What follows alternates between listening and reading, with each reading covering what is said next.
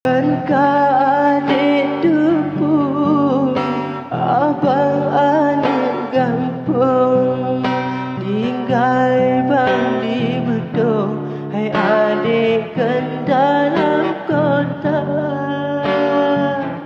Sedangkan adik tidur dalam gedung, pani mungkin dengan kata adik menikah dua. Segala menyesal adik singa bahagian, tapi kelai denon udepnya kan cuma cinta.